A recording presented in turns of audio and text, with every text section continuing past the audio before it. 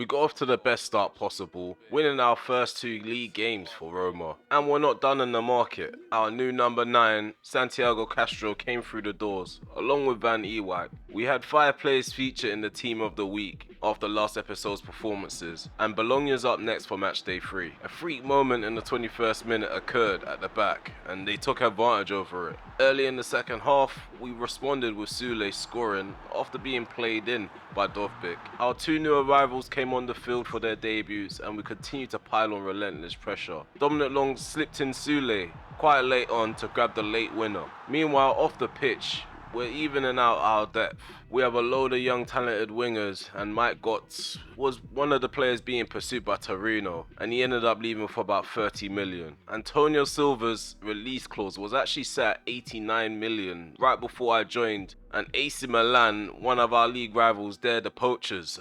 They poached one of our best assets at the back. We had to actually respond in the market. We went in for Frenchman Gilles Daniel, and we actually got him on the cheap, 16.25 million. He does have a bit of potential about himself, and he's highly rated for a young player. Definitely be a good backup choice to our experienced Andreas Christensen. Morgan Rogers was signed on deadline day on top of that for 27.5 million, as we already planned for Bernardo Silva's departure, and he ended up departing to Chelsea, which is his next destination. There are questions about our dealings thus far, as it is a big squad turnover. On match day 4 we played against Monza, which was another close one. We initially took the lead in the first half, then struggled to grab the second goal until they equalised with 6 minutes to go. From a late corner we worked the ball to Malinowski eventually, and just like that we thought we survived another close call. But late on, they only added on 1 minute. A cross was delivered into our box and we struggled to clear it.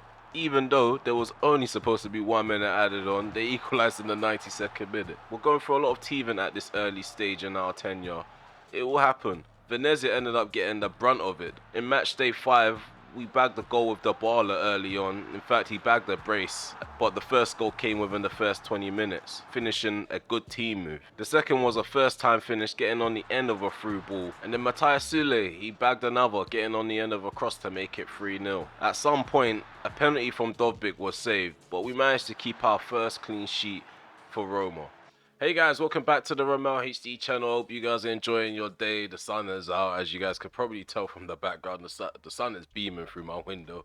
But yeah, here it goes. So yeah, I'm happy to be back with another episode. We are going to kickstart this episode in the Europa League. So in terms of our overall dealings in the market, we concluded as many deals as we could, going in and going out. The biggest seller was Antonio Silva, 89.6 million. Obviously, we had no choice but to allow that to happen. Yeah, we also saw the likes of Pagano leave during the course of matches that we played off camera. We also brought in Jean Walter, if that's how you would pronounce that name. He's French, so there might be an accent somewhere. And Neoni's gone out on loan to Athletic Bilbao.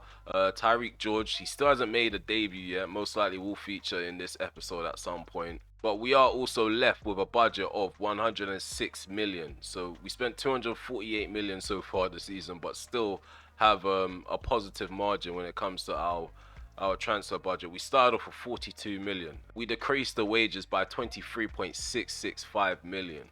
And now for the rest of the season, I'll say majority of our focus will be getting in youth players and focusing on rebuilding this youth academy. We even have an Italian striker. He's got rapid as his playing style, 65 rated to 85 rated potential. So at the end of our first summer window at Roma, this is how the squad is looking in terms of depth and in terms of first 11 and bench. So what we do need to do though is swap round Rogers, because I doubt we're going to make a substitution for the goalie during the course of a match. But one thing that did catch me off guard though, which shows my ball knowledge isn't the same as it used to be. Bove, I didn't know he was quite defensive minded. I always felt like he was a deep line playmaker because his finishing's high.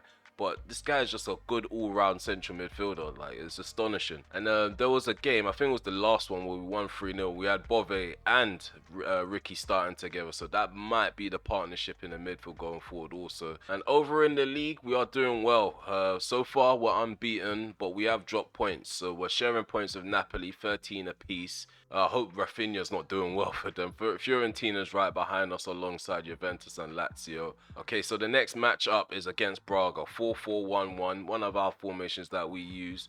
And they're going to be using that against us. Zalazar, Horta, or Borna, Nekite, or they also have Ferreira. They have quite a few key players, whether they're defensive or attacking. In terms of the forward line, though, Horta's been getting goals. They got a goal from Martins, the right winger.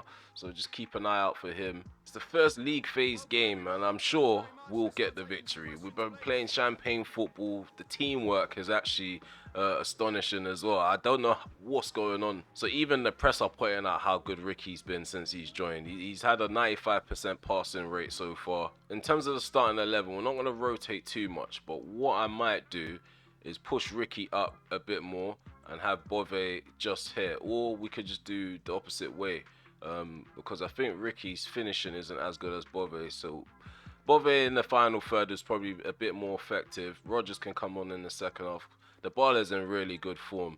Like, age is nothing but a number when it comes to quality. This guy though, he's every time he's come off the bench, he's been very flat. So I'm gonna swap him out with Tyreek George, just to give us another option down that left-hand side. We are going to start with Rocha because, again, Fernandez, his defending ability, we're not quite used to it just yet. Yeah, with Alvaro Fernandez, his defensive ability, we've not really caught on with it just yet. I don't really know how to position this guy to stand up for challenges, but he's really aggressive at sliding in. Okay, the plan was to actually go into this campaign with the two young centre-backs, Antonio Silva and Gutierrez.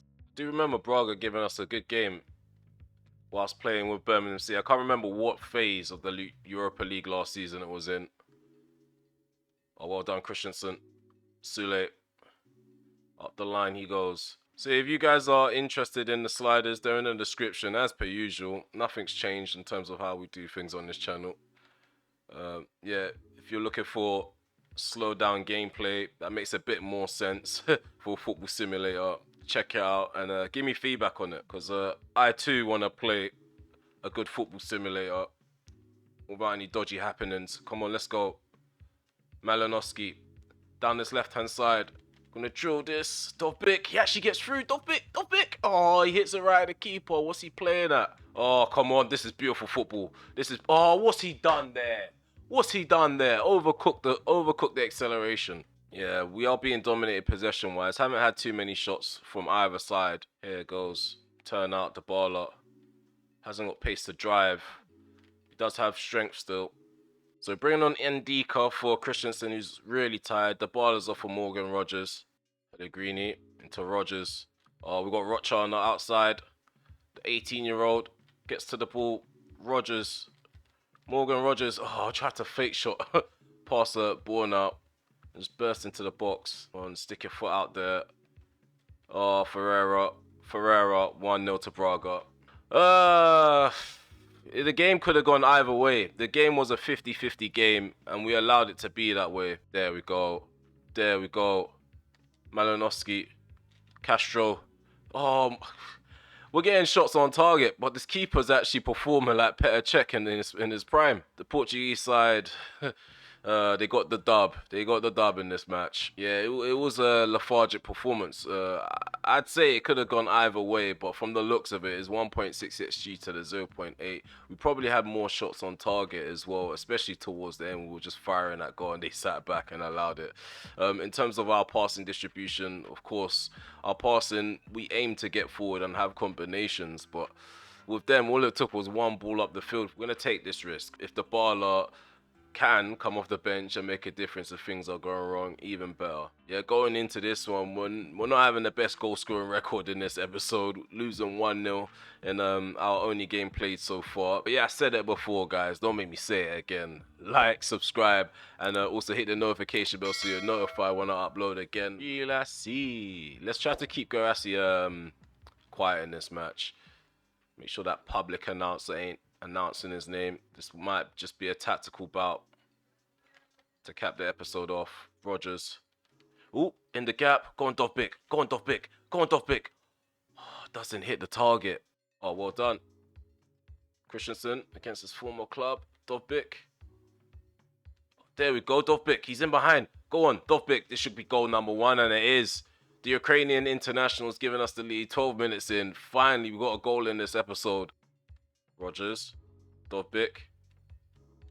Oh, come on, man. We got sandwiched there, and Ricky only decided to move once the angle was closed down. Come on. Sule. Here goes 1-2. Oh, he's isolated. Dovbyk. Oh, almost finds the back of the net again. They're just playing around with us at this point. Get ahead on that. He doesn't. What is this? There's no urgency to win this ball back. No, he's in the box, you prat. You pleb, you silly pleb. Oh, Pellegrini's going to get booked. He's going to get booked. No, Garassi doesn't really miss from the spot. He doesn't miss this time. It's 1-1. It's 1-1. All square. Come on. He's going to slip him in. Nope, there's a long shot on the edge. And it's blocked. Inter Milan are the side taking control. Momentum's in their favor right now. Yeah, as suspected, they are dominating possession by 10%. Come on, head that out. Pellegrini's just there. He's just there to exist. Come on, Sule. 1-2. Brilliant. Come on, Dovbyk. There we go. We're making inroads now. Dovbyk on the inside. Dovbyk opens up his body for the finesse shot. He's denied. Malinowski. Go on, Rogers. Get the ball in your stride and take them on. Who's this? Sule.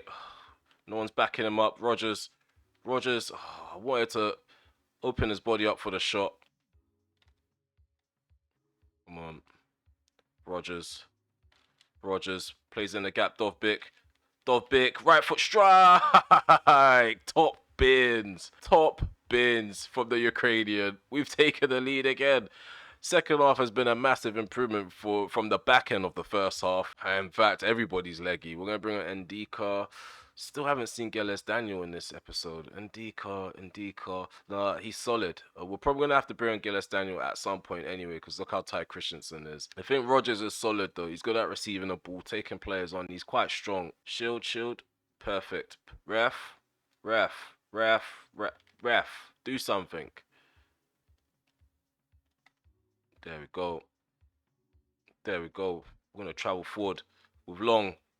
Gives it to Dovbyk. His first touch is poor. Former Birmingham City player dinks over the top. Go on, Castro. First touch. How did you get outran by Dermond? We still need a goal from the Argentine. We didn't spend 30+ million for no reason. Castro. He's moving mad. I thought do you know what, yeah? This guy's moving like he doesn't have 82 agility. Like, he's just so slow on the ball. Maybe we need to start him more, get used to his player build, because so far it's not looking good. But we won 2-1 against Inter Milan. That's looking good. Dovbyk getting a brace in this game. Yeah, they did dominate possession by 10% at the end of the game as well. In terms of XG, they had more than us. 1.5 to our 1.2. This episode started in a downward trajectory and now has ended up on a high. So yeah, at the end of episode 2 in this series, we have come to the conclusion that we're going to play several games off camera and then we'll meet back up. I would say we should meet back up for this double whammy here. We got Atalanta and then Juventus in the league. Hopefully we find ourselves at the top of the table at the start of the third episode. Hopefully we can just pick up good results here and there. At the end of this episode, we have two joint top goal scorers in Dovbyk and Sole. Dybala didn't score in this episode. I don't really think he featured that much, but yeah, he had a decent showing for the first outing, but just didn't do enough. Malinowski again. Just learning how to use them. Do you know what? One thing I've noticed about myself, I don't use players on the side that they're kind of meant to play when it comes to tradition. So having a left-footed left winger, I need to get used to that. I'm used to inverted wingers, inside forwards, I should say. Playing with an actual winger on the left-hand side, we do need to utilize him a bit more, because on the outside he makes really good runs. But yeah, I don't want to waffle you guys ears off. I'm probably going to do a lot of waffling this summer. Yeah, there's going to be a lot of content to come, so again, be sure to hit that like button and hit the notification bell so you're notified when I go live and premiere a video. And if you are one of those people that continuously come back and you haven't subbed already, just please sub. It's free, it supports the channel, and it's definitely motivating to see the numbers go up.